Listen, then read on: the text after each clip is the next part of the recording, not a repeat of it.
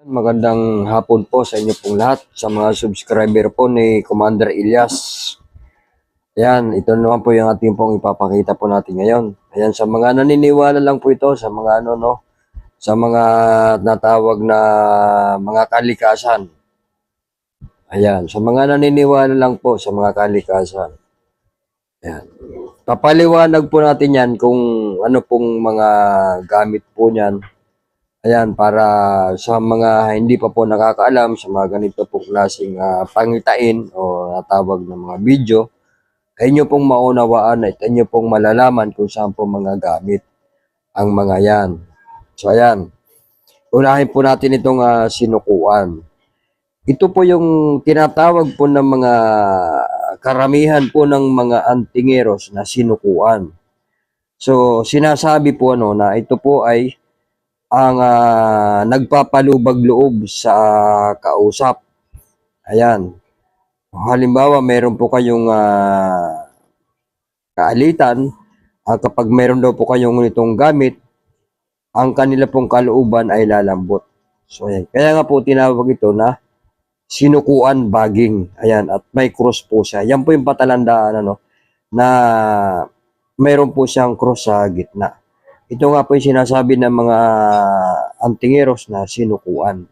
Yan. Meron namang iba ng mga antingeros na na sinasabi na ang sinukuan na iba. So, wala pa pong nagpapatunay na ayaw ko kung meron na po kayo nababalatan, pero sa akin po wala pa po akong nakikita na iba pong mga ganito pong gamit na tinatawag na sinukuan na wala pong cross. Ayan. Lahat po na nakikita ko, ayan, kahit sa mga tropa ko dito sa mga online, wala pa po akong nakikita na sinukuan na hindi po ganito. Lahat po ng sinukuan na pinakikita po nila ay meron pong cross.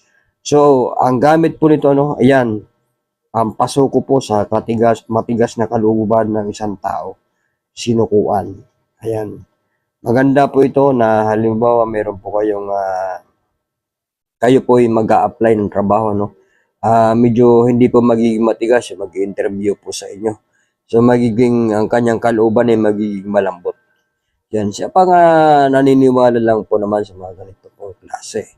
Ayan, sinukuan na baging nakahoy. Ayan. Ito po yung tinatawag na ang tawag po nito sa iba may iba naman kabibi. Ayan, meron naman na bakalan o para siyang bakalan. O yung iba naman tinatawag na na punaw sa mga probinsya. So ayan, legit po yan na gamit talaga na naging bato siya. Ayan, ang gamit naman po nito ito po ay mahina po ito sa kabal, yung mga ganito, yung tawag po na kunat po ng balat. Ayan, sapagkat yan po, ito po yung mga tinatawag na po na mutya, sapagkat naging bato po. Ayan. Pag ang isang bagay po ay naging bato ng mga kalikasan, yan ang po yung tinatawag po na mutya. Pag naging bato, pero pag hindi po naging bato, hindi po natin matatawag yan. So, ayan. Ganon din po ito. Ayan. Isa rin po itong kabibi na naging bato. Ayan, sa kabal din po yan nagagamit. So, ayan. Pero sinasabi po ng mga ibang antingeros na ang ganito, ayan, pwede rin po magamit sa negosyo yung mga ganito. Ayan. Pero, hindi po natin nasusubukan to sa negosyo. Kaya, tested po natin to sa kabal. Ayan. Pero sa negosyo, ay hindi pa po natin nasusubukan. So, ayan. Ganon din po ito. Ayan.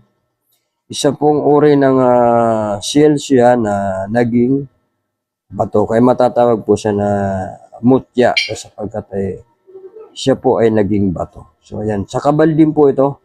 Ayan. Sa kunat po ng balat. Ayan. Magagamit po yan. Ganun din po ito. Ayan.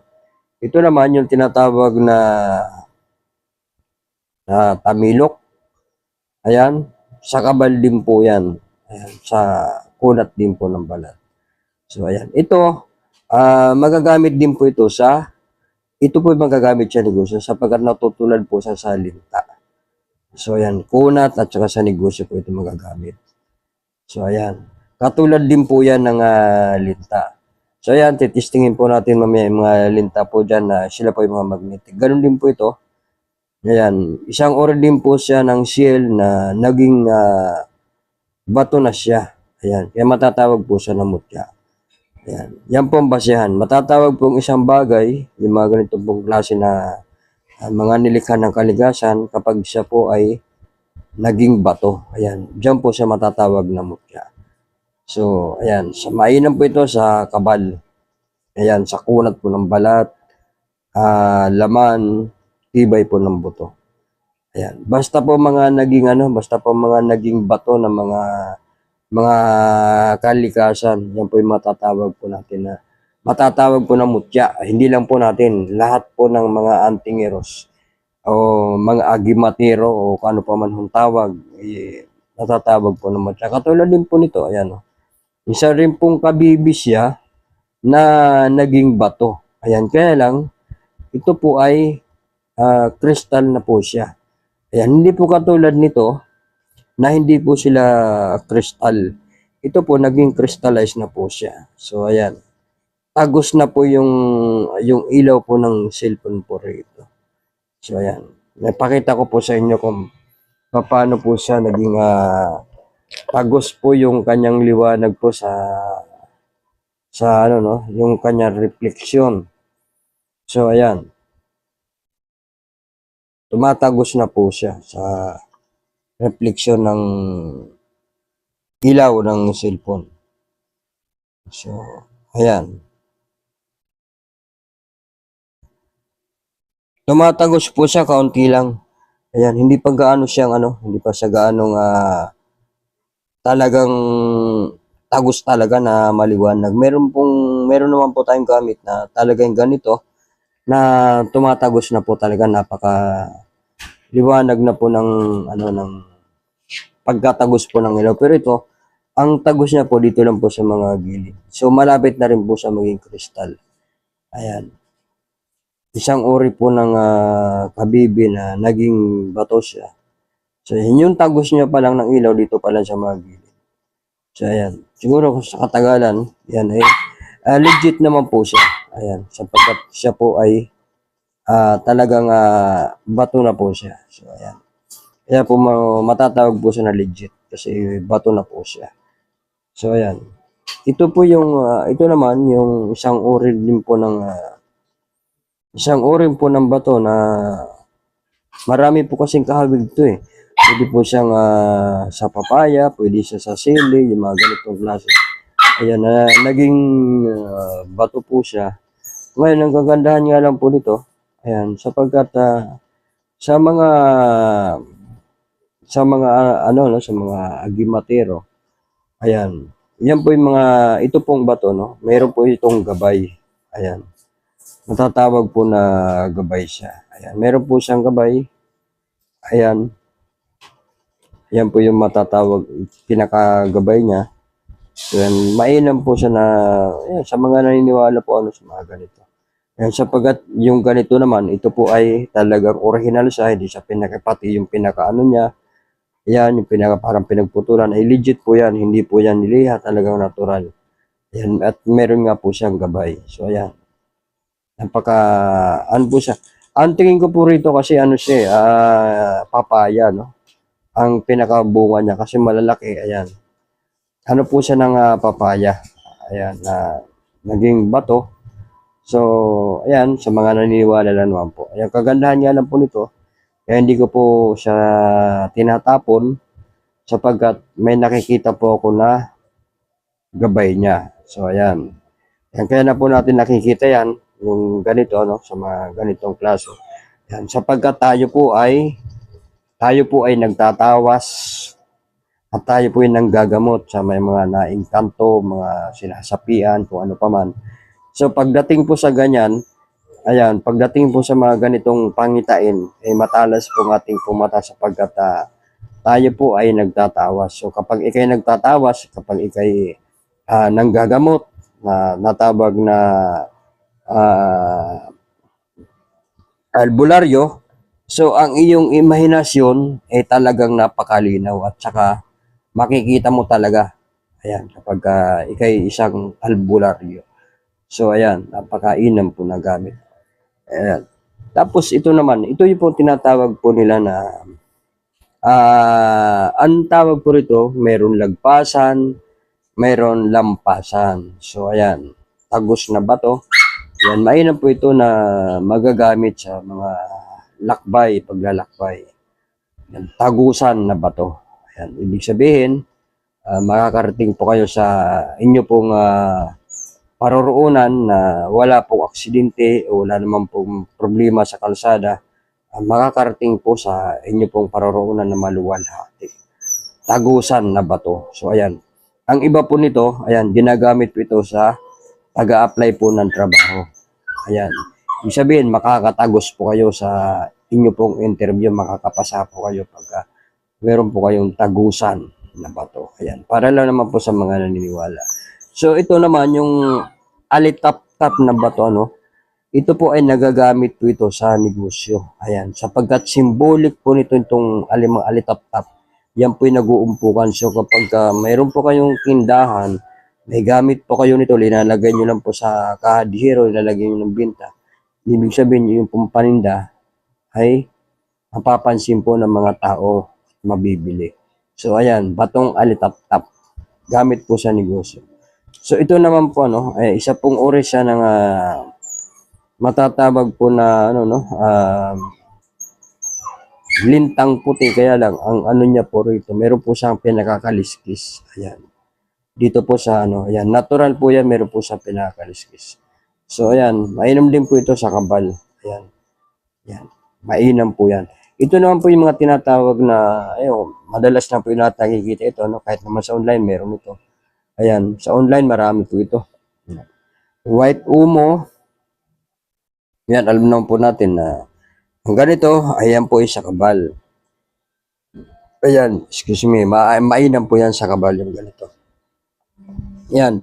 Ito naman yung linta, no? Lintang kalabaw na tinatawag. Ayan. Ang paliwanag po rito, no? Nagagamit po ito ng sa negosyo yung ganito, linta. Sapagkat ibig sabihin makapit. Kakapit sa inyo ang inyo pong buwinas sa paghanap buhay. Ayan. Nagagamit din po yan sa pamproteksyon linta. Ayan. Yung iba nga po nito, ito po ay binababad sa tubig iniinom. Ayan. Linta. Ayan. Pangdepensa at saka sa negosyo. Ang sinasabi po ng iba pong mga ka-antingeros o mga agimatero o kung ano pa man, ang inaano po nila na ang mas mainam daw po na gamit ay yung magnetic. Ayan. Katulad po nito, ayan, magnetic po yan. Yan, no? Ang lakas po ng magnet niya. So, 3 piraso po yan na mga ganitong klase. Yan. Napakalakas po ng magnet. Yan. Talagang umaangat siya. Tapos, itong isa, ganun din po. Ayan. Malakas din po ang magnet niya. Ayan. Natatangay po siya. Ayan. Napakalakas po ng magnet. Itong isa, ayan, may magnet siya, kaya lang hindi siya gaanong natatangay. So, ayan. Dahil nga, medyo mas malaki siya. Ayan. Medyo malapad siya ng konti, medyo mas mabigat. Kaya lang, pagka tiningnan po, no, ito po ay kulay green. Sila ay itim. Ito itim, ito brown, ito naman, ayan, green tong isa. So, mayroon siyang magnet, kaya lang hindi siya gaano. So, hindi siya gaanong malakas. So, hindi katulad ng itim, brown, ang malakas ito. Itong kulay green, may magnet na rin siya, kaya lang hindi nga siya maano dahil medyo mas malaki siya ng konti. Kumpara po dito sa ito. Ayun, oh.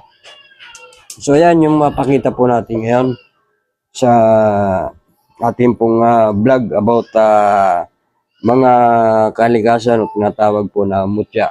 Ayan, ito po yung mga tinatawag na lihim po ng kalikasan. So, ayan. Maraming salamat po sa mga nag-subscribe kay alias Lagalag. Ngayon, pinalitan po natin Commander Elias. Ayan. Yan, sapagkat yung, kaya ko po pinalitan yung alias Lagalag, no? Sapagkat, pag sinesearch po natin, ang dami pong lumalabas. So, ayan, yung alias Lagalag. So, pinalitan natin ng Commander Elias para pag sinearch nyo po, kakaunti lang po ang lumalabas. So, madali po siya makita. So, ayan, maraming salamat po sa mga nag-follow. Ayan.